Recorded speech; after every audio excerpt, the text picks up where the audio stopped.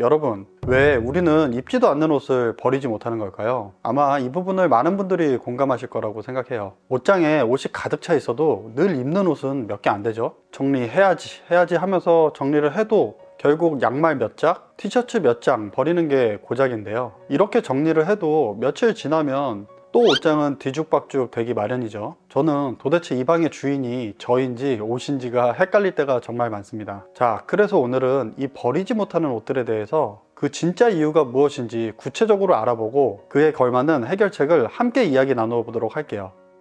우리가 쉽게 버리지 못하는 옷 첫 번째는 바로 감정적 애착이 담긴 옷이에요. 패션 앤 텍스타일스 저널에 나온 연구에 따르면 옷과의 상호작용에서 발생하는 감정적 경험은 그 당시에 다양한 감정들을 포함한다는 거예요. 우리는 이런 것들을 흔히 추억이라고 이야기하죠. 그래서 연구 결과 우리가 특별한 추억이 담긴 옷을 입을 때 기쁨이나 만족감이 그렇지 않은 옷을 입을 때보다 훨씬 더 크다는 거예요. 이런 긍정적인 감정들이 우리가 그런 옷들에 더 애착을 갖게 만들어서 더 소중히 여기고 오래도록 보관하게 만든다는 거죠. 이 말은 즉 우리가 그런 옷들을 쉽게 버릴 수 없게끔 만든다는 거예요. 연구 내용 중 재밌는 내용이 하나 더 있더라고요. 연구에 참가했던 어떤 분은 70세 나이에도 44년 동안 사랑하는 아내분을 처음 만났을 때 입었던 셔츠를 간직하고 계셨대요. 마찬가지로 그 셔츠를 볼 때마다 사랑과 행복 같은 긍정적인 감정을 느꼈다고 하네요. 심지어 이분은 생애 동안 많은 이사를 다녔었는데 그렇게 이사를 갈 때마다 가장 먼저 챙겼던 것이 바로 이 셔츠라고 하더라고요. 우리가 흔히 그런 말 하잖아요. 이 옷은 추억이 있어서 버릴 수가 없다고? 이런 말이 그냥 하는 말이 아니고 과학적, 학술적 연구에 근거가 있다는 게 정말 흥미롭지 않나요? 왜 이런 말 하다가 등짝 스매싱 한 대씩 맞잖아요. 쓸데없는 소리 말고 빨리 버리라고? 자, 이제 아시겠죠? 우리가 감정적 애착이 담긴 옷들을 쉽게 버리지 못했던 이유, 그냥 단순히 미련이 아니고 실제로 그 옷들을 입거나 보는 것만으로도 긍정적인 감정을 느끼는 그런 효과들이 있었던 거예요. 그래서 쉽게 버리지 못했던 겁니다. 자, 그렇다면 우리는 정리를 해야 되는데 이 소중한 옷들을 어떻게 버릴 수가 있을까요? 지금부터 그 방법에 대해 이야기해 볼게요. 우리는 조금 냉정해질 필요가 있습니다. 이 추억이 담겨서 함부로 버리지도 못하고 그렇다고 입지도 못하는 이 옷들을 차분히 꺼내놓고요. 어떤 감정이 느껴지는지 생각해 보는 거예요. 여러분의 현재의 삶에도 긍정적인 영향을 줄 정도인가요? 반대로 그렇지 않다면 아마 거의 대부분 그저 순간적인 감정일 가능성이 높을 겁니다. 쉽게 말해서 그냥 옷을 보면 잠깐 떠오르는 그런 추억 같은 거 있잖아요. 실제로 현재의 나에게는 그렇게 중요한 영향을 끼치지 않는다는 뜻으로 받아들이셔도 될 거예요. 이렇게 감정적 애착이라는 부분을 스스로 한번 정리하고 나면 이런 옷들을 버리거나 정리하기가 훨씬 수월해질 겁니다. 근데 사실 이게 또 내 손으로 버리기는 굉장히 어렵단 말이죠. 그래서 저는 새로운 주인을 찾아주는 것도 좋은 방법이라고 생각합니다. 그 옷을 필요로 하는 누군가에게 선물해 주는 거죠. 이렇게 하면 버리는 것보다는 훨씬 마음이 가벼울 수 있어요. 물론 선물하기 전에는 받으시는 분의 입장도 고려해야 합니다. 당연히 상대방에게 주는 선물이기 때문에 옷의 상태도 꼼꼼하게 체크하셔야 되고요. 여러 가지로 잘 따져봐야겠죠. 이거 잘못하면 죽어도 욕먹을 수 있잖아요. 자, 이렇게 추억이 담긴 감정적 애착이 담긴 옷들을 정리할 수만 있다면 우리는 이 감정적 애착이라는 생각보다 무거운 짐을 내려놓을 수 있습니다. 이게 저도 해보니까 현재의 삶을 좀 더 가볍게 지낼 수 있는 그런 여유를 만들어준다고 해야 할까요? 감정의 대청소 같은 느낌? 그런 느낌이더라고요. 이게 싹 한번 버리고 나면 생각보다 정말 많이 홀가분하거든요. 어쨌든 이 감정이라는 게 알게 모르게 우리들의 에너지를 정말 많이 소모시키긴 하는 것 같아요. 버리지 못하는 두 번째 이유는 미래 사용 가능성입니다. 나중에 언젠가 다시 필요할지도 몰라, 이런 거 있잖아요. 이런 이유 때문에 못 버리는 옷들은 딱 이런 특징이 있는데요. 정말 1년 중에 한 번 어디 파티나 공식적인 자리에 갈 때 입을 만한 굉장히 드레시한 정장이나 특히 계절성이 짙은 그런 옷들이 정말 많은 것 같아요. 이 계절성이 짙은 옷이라는 건 요즘 봄이나 가을은 정말 짧잖아요. 이럴 때 입는 두께가 얇은 아우터나 반대로 한파 때나 입는 진짜 빵빵한 패딩류들 있죠. 이런 옷들은 사실상 시즌에 두세 벌만 있어도 시즌을 나기에는 충분하거든요.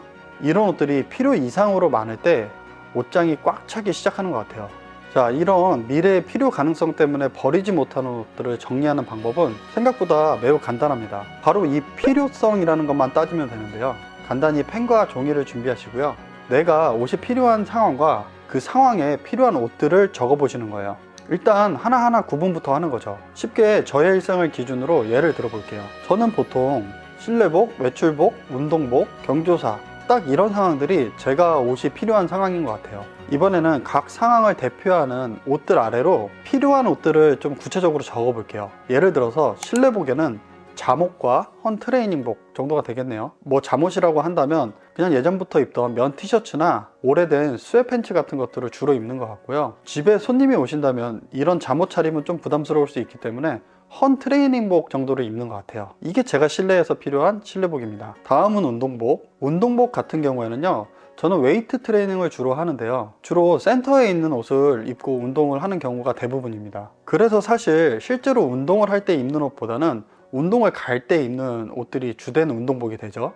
이때는 헌 트레이닝복보다는 주로 깨끗한 트레이닝복들을 입는 것 같아요. 그러면 운동복에는 깔끔한 트레이닝복이라고 적어보도록 하겠습니다. 그리고 다음은 경조사. 사실 요즘에 경사라고 이야기하는 결혼식이나 돌잔치 이런 행사들은 복장의 제한이 그렇게 크지 않죠. 그냥 깔끔하게만 입고 가면 크게 무리 없이 외출복들로 다 대체할 수가 있는 것 같아요. 그래서 이것은 일단 잠시 보류해두고 조사를 볼게요. 조사 같은 경우에는 우리가 예의를 꼭 갖추고 가야 되는 경우가 많기 때문에 저는 블랙슈트 한 벌 정도가 제가 조사라는 상황에 필요한 옷이 되는 것 같아요. 가장 큰 포지션을 차지하는 외출복은 저는 보통 출근을 할 때 입는 깔끔한 옷들과 약속이 있을 때 입는 멋내기용 옷들이 있는 것 같아요. 물론 이 둘에서도 가장 포지션이 높은 건 출근을 할 때 입는 깔끔한 옷이겠죠. 참고로 나누시는 명칭은 어떤 명칭을 하셔도 상관없어요.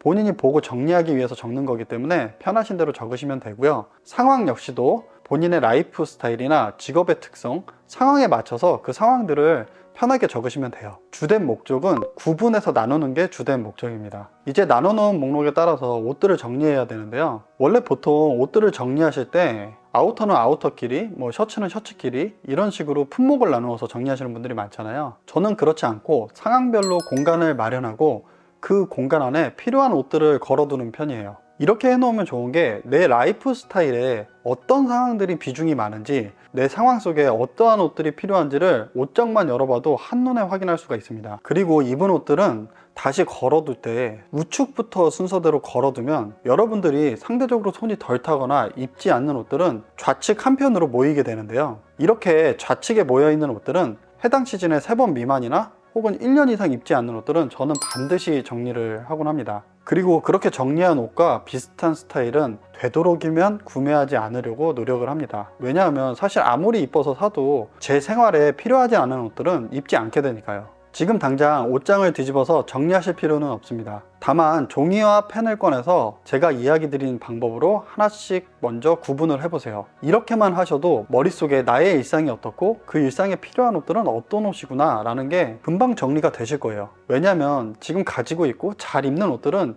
이미 항상 머릿속에 있는 옷들이거든요. 그리고 나서 내가 옷이 필요한 상황에 맞는 한 공간 정도만 비워두시고 그 공간에 필요해서 입고 난 옷들을 한 벌씩 한 벌씩 정리하고 나면 어느 순간 이미 정리가 얼추 돼 있을 거예요. 이렇게 옷장을 지금 당장 뒤집지 마시고요. 차근차근 하나씩 정리를 해보세요.